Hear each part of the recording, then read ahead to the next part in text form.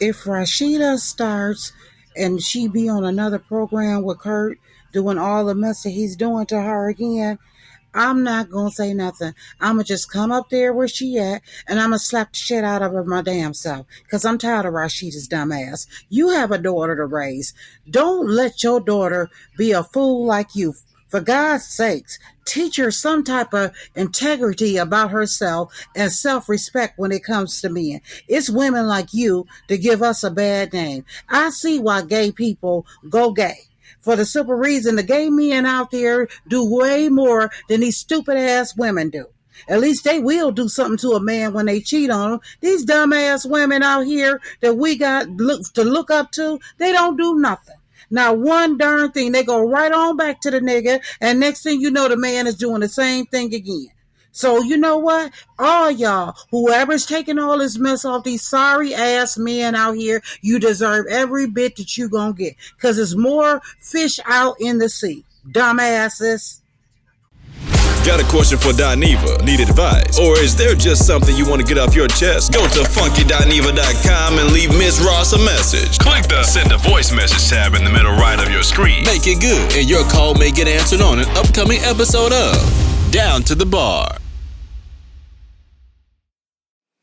Nestle girl, I came to slay, not to play, honey. Fashions. I'm giving you girls fashions, honey, yes.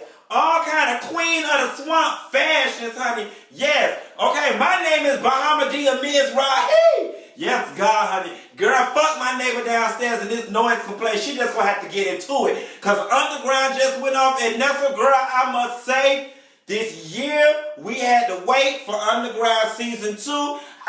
It was worth it, girl. Did y'all see Steve, baby? Yes, God, honey. Steve went from being first lady, honey, to the queen of the Nile. Yes, God, honey. Woo! I was born in the Congo. I walked to the Fertile Crescent and built the Sphinx. I designed the pyramid so tough that when the girls came by and said, "What you wearing, Steve?" I said, fashions. Yes! Underground.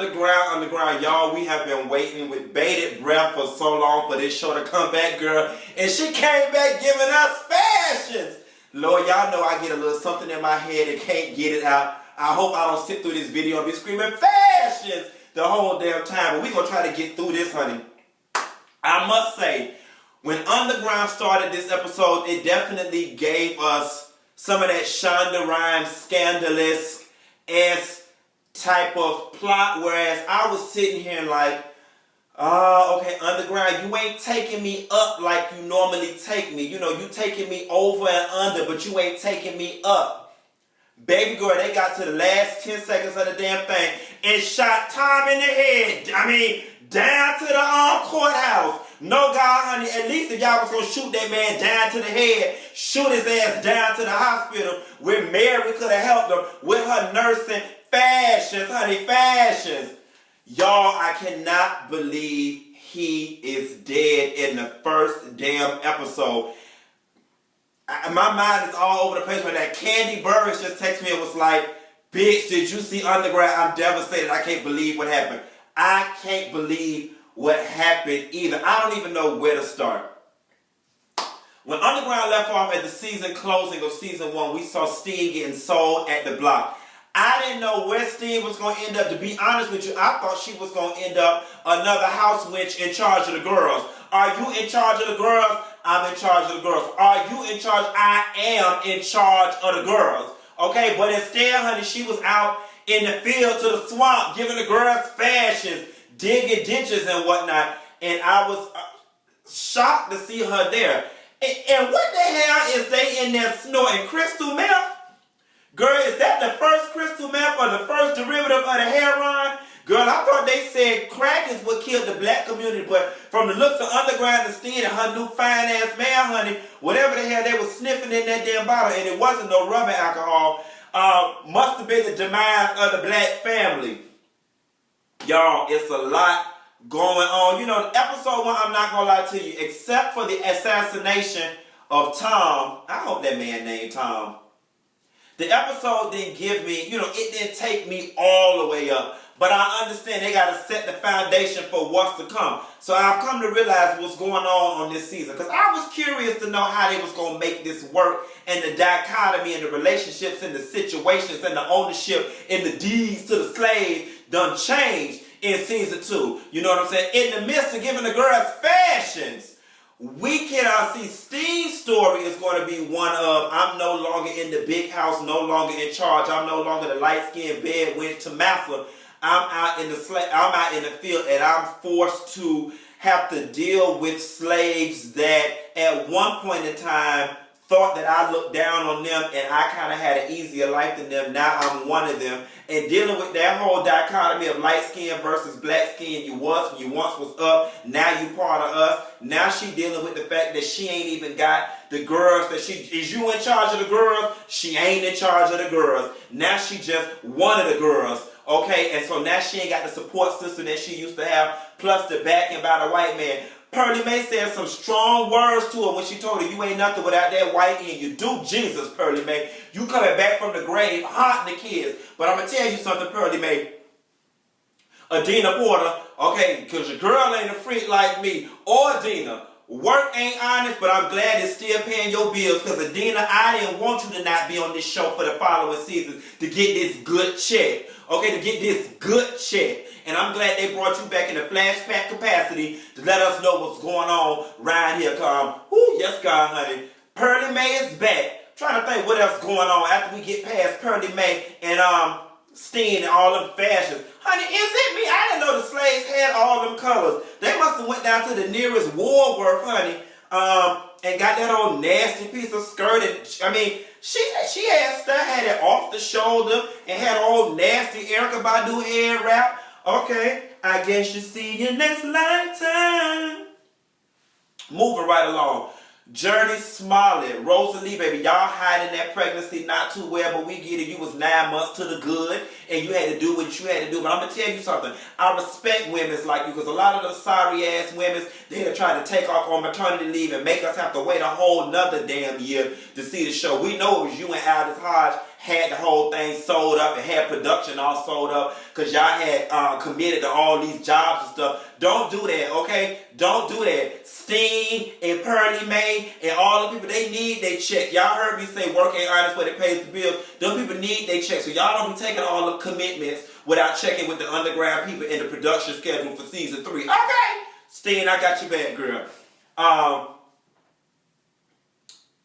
Rosalie's mission is going to be getting Noah back. So I got a feeling, y'all, the whole plot of this season is going to be Steen making it as a field slave, and then Rosalie on the pursuit of finding Noah. And I guess they probably going to reunite towards the end, whatever the case may be. And then I guess season 3 is probably going to be about where they going to settle once they all free. But y'all, this episode of Underground was everything.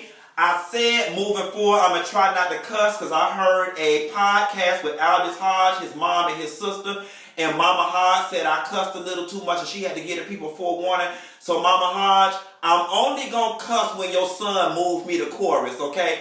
And he moved me to chorus, goddamn, when he took his clothes off in that prison and he was just standing there looking all fine and just them thighs, and he became bow-legged from somewhere, girl, because he wasn't bow-legged last season. But that man was looking good. Okay, between Aldous Hodge and Kofi, Ralph Angel from Queen Sugar Baby, I don't know what I'm going to do with myself. Shit, come out these fashions, honey. I'm ready to come out these fashions. Them is some fine-ass black men, but aside from being good to look at, they are good at what the hell they do in that acting. Miss Hines, the young woman who was playing Harriet Tubman.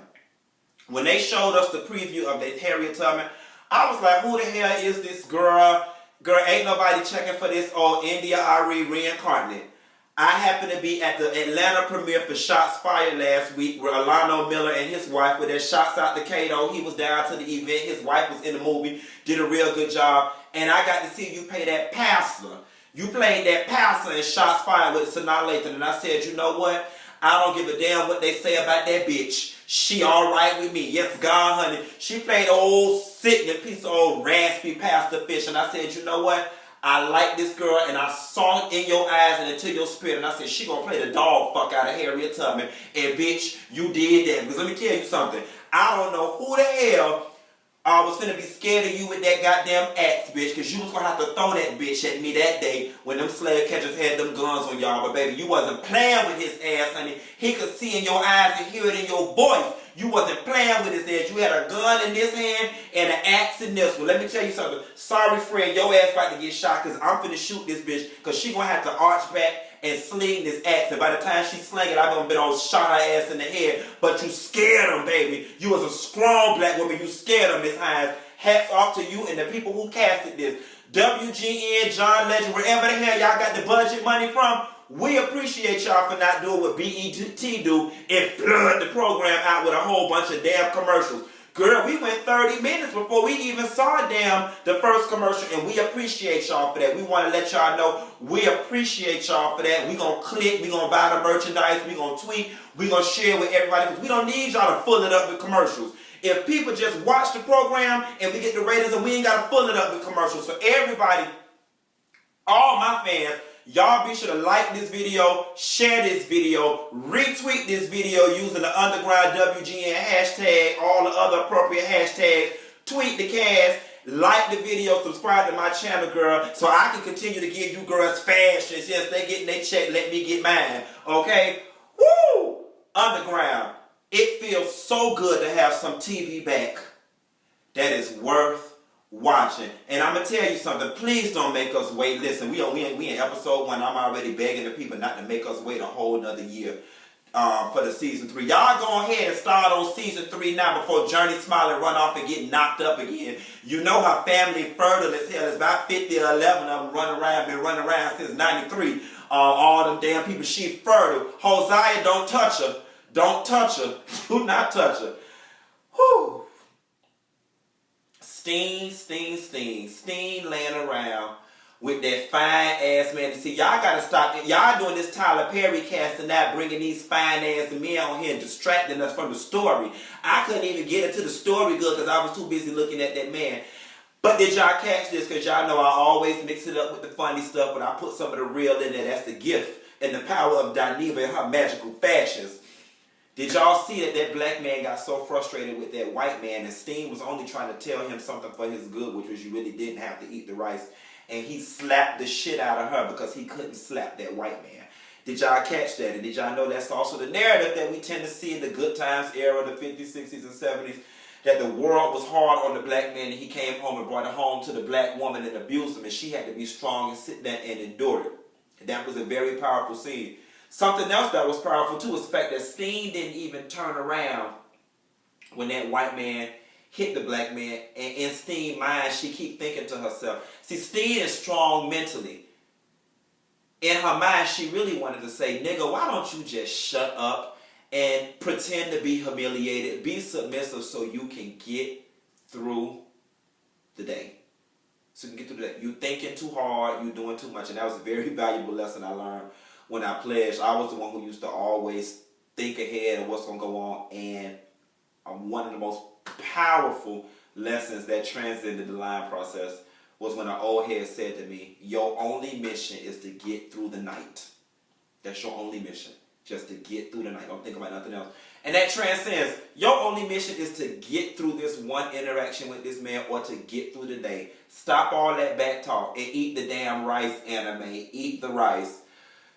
Oh, girl, how can I get out of here without talking about Whitefish, who was the president of the sewing club? Yes, God, Little Miss Muffet, you better sit on your tuffet. Yes, God, honey. She had not hit that cover, that thing came down and them guns came out. Elizabeth had that little piece of needle in that yarn. Girl, what you was finna do?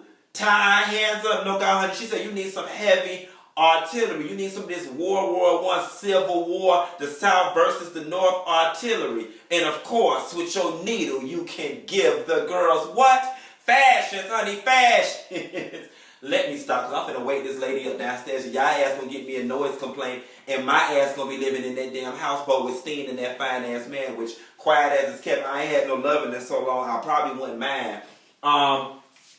But before I get out of here, girl, Steen, the only thing you was missing, honey, was an old nasty piece of a nasty piece of pink Versace vest, honey. Cause bitch, if I was gonna be on that plantation, bitch, I'd have been an old nasty big bitch, honey. Yes, God, I might be high. I might not be in the White House no more, but I'm fancy, bitch, and I'm gonna give you what? Fashions, honey. Underground, I'll see y'all later. Bye.